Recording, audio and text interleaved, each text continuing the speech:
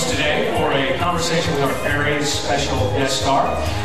Many of you of the television generation probably know her as the matriarchal head of that crazy group, The Partridge Family, on ABC Television's hit sitcom a few years ago. She has starred in such Broadway hits as South Pacific, The Sound of Music, On a Clear Day You Can See Forever. Her motion picture credits include Carousel, The Music Man, and in 1961, she won an Academy Award for Best Supporting Actress for her role in the American classic Elmer Gantry. And in 1985, Bob Hope described her as the first lady of American song. Disney MGM Studios, proud to have her here so that you guys can welcome her, say hello. Ladies and gentlemen, please welcome Shirley Jones.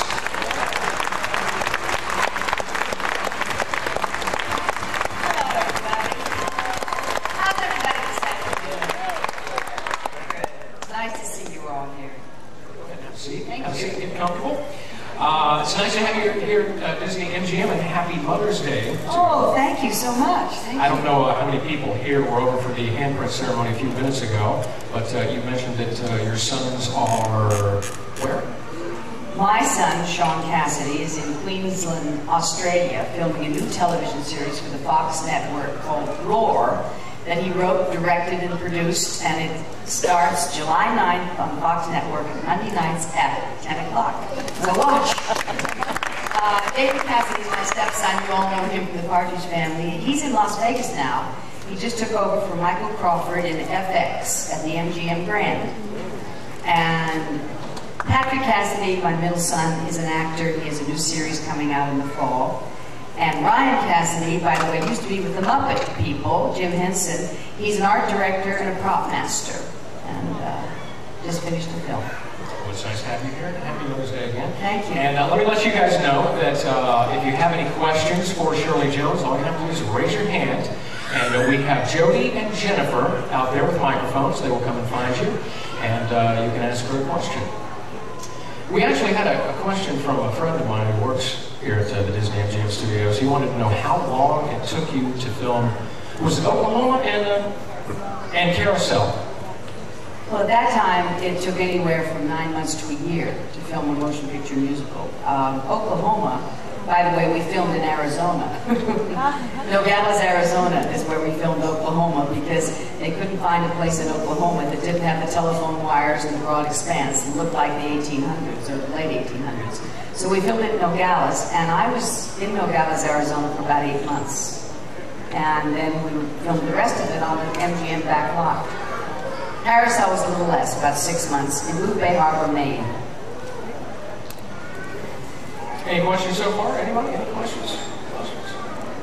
Well, why don't we start from the beginning? Would you want to know any of the gossip in Hollywood? What's the matter with you guys?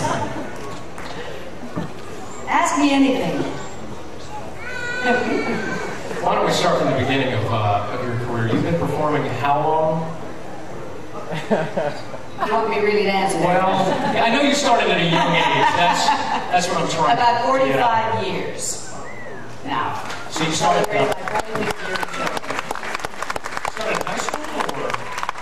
Well, I actually started right out of high school. I was 18 years old when I did Oklahoma, and that was 1952. Now, in reading your bio, you won a beauty pageant right out of high school. Is that right? Yes, I became Miss Pittsburgh, and it was actually my last year in high school when I won the title. And then I was given a scholarship to the Pittsburgh Playhouse School of Drama, and I studied there during the summers and sort of a year out of high school when I went to New York. On my way to college, actually, and stopped in New York to visit and sang for Rodgers and Hammerstein's casting director, and the rest is history. Rodgers and Hammerstein didn't usually go to chorus auditions, is that right?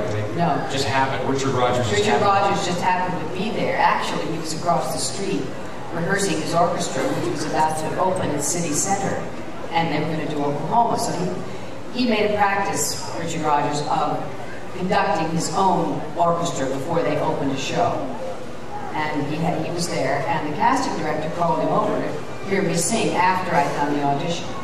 And so he came over personally, and then he asked me to wait 20 minutes while he called Oscar Hammerstein at home. And Oscar came and heard me sing, and within the week I was in a show called South Pacific, and within the year I was making the motion picture of Oklahoma.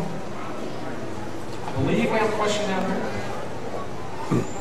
Yes, I was at Epcot last night and listened to one of your concerts, which I really enjoyed. Thank you. Part of this story before. Oh, you did hear it, yes. I was just wondering if this was something you had always planned on doing, going into acting, or if it was kind of by accident that you slipped into this. Well, no, actually, I was singing when I was 6 years old. It was a gift. I was given a gift, and I was always able to sing. And so I did all of the natural things, you know, the high school plays and musicals and the local town things, and was always doing something on the fringes of show business. But I thought I wanted to get an education first. What I missed was my education. I felt that I probably would have gone into show business, yes, because I was able to sing. For those of you who may have just come in, we're talking, of course, with Shirley Jones, and if you have a question you'd like to ask Shirley, raise your hand. Jennifer and Jody are out there, and they will find you, and you can ask her a question. Now, when you went to New York, you borrowed, what, $160 from your father? Yes. And you promised to return?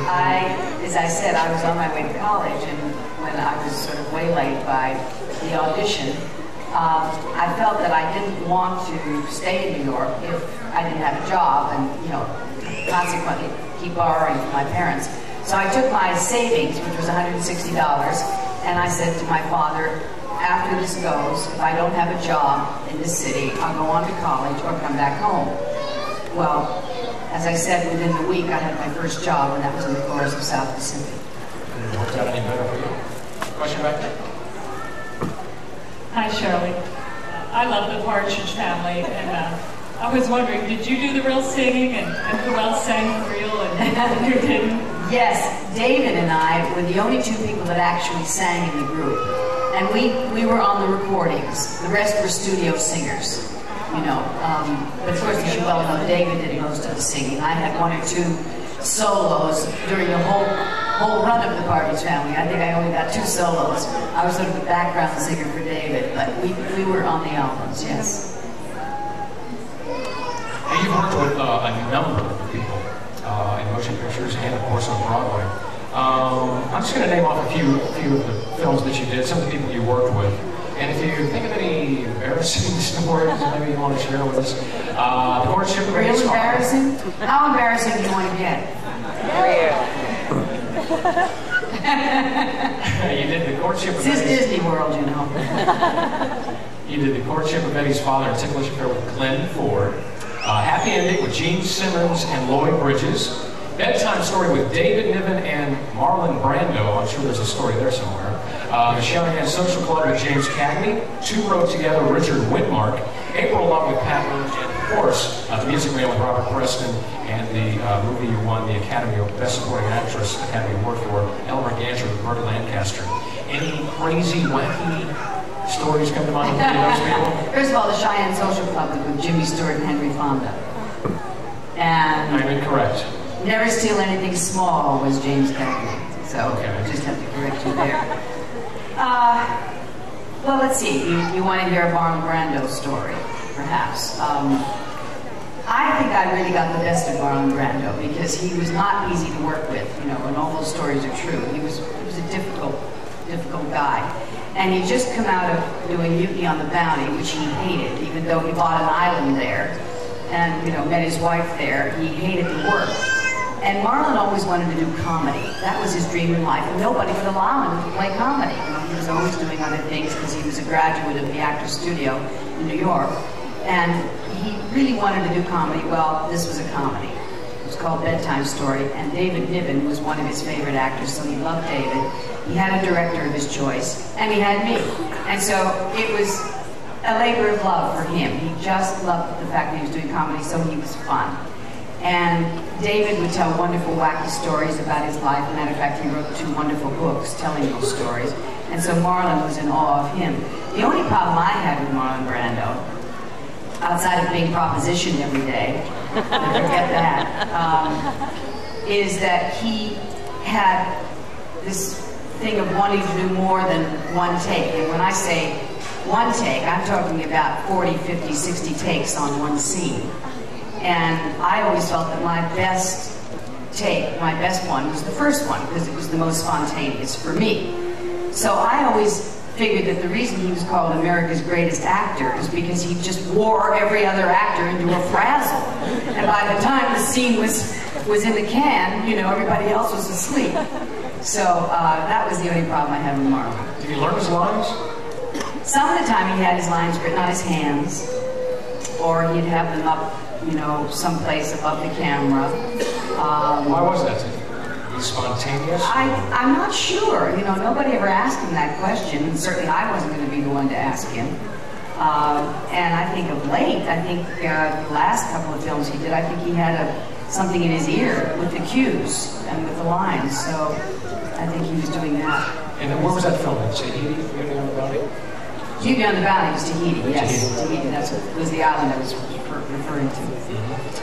Question here?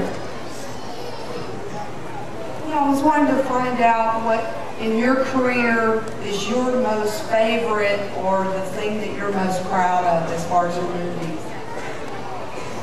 It's always difficult for me to say because the musicals, you know, those musicals will go on forever, and I'm still singing the songs from Oklahoma, Carousel, and the Music Man. So they're very special in my memory. But I would have to say that I think that I have the career I have, the longevity in my career, certainly has been due to Elmer Gantry, because winning the Academy Award for acting was really what gave me a second career, because they stopped making musical motion pictures. So that's a highlight in my career. So you've done movies, you've done television, you've obviously done stage. Do you have a favorite medium to work in? My favorite medium is still motion pictures. Really? Yes. I love motion pictures because you can see thoughts, you can see what's going on behind the eyes, you can see what's happening. The stage is fun because you have contact with the people, and I know most actors prefer the stage, but I'm a movie fan, and I love motion pictures. I still do. Any questions, Jennifer, Joe? Any questions? Questions over there? In 1974, you met Marty Ingalls, your husband. And where did you meet him?